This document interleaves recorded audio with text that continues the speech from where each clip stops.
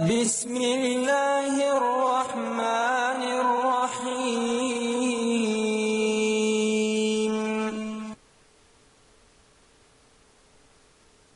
جنت کے خزانوں میں سے ایک خزانہ، حدیث نمبر 3374، سنن ترمذی۔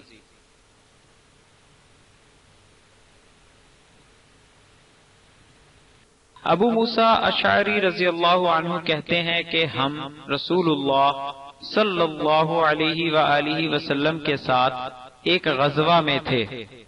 جب ہم لوٹے اور ہمیں مدینہ دکھائی دینے لگا تو لوگوں نے تکبیر کہی اور بلند آواز سے تکبیر کہی۔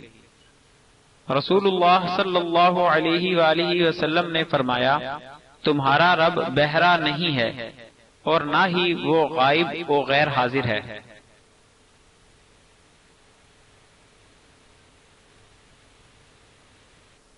وہ تمہارے درمیان موجود ہے، وہ تمہارے کجاؤں اور سواریوں کے درمیان یعنی بہت قریب ہے۔ پھر آپ نے فرمایا، عبداللہ بن قیس، کیا میں تمہیں جنت کے خزانوں میں سے ایک خزانہ نہ بتاؤں؟ لا حول ولا قوت الا باللہ، جنت کے خزانوں میں سے ایک خزانہ ہے۔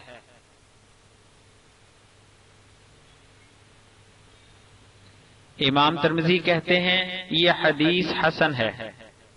وضاحت، یعنی جو اس کلمے کا ورد کرے گا وہ جنت کے خزانوں میں ایک خزانے کا مالک ہو جائے گا، کیونکہ اس کلمے کا مطلب ہے برائی سے پھرنے اور نیکی کی قوت اللہ کی مدد کے بغیر ممکن نہیں۔ جب بندہ اس کا بار بار اظہار کرتا ہے تو اللہ تعالی بے انتہا خوش ہوتا ہے۔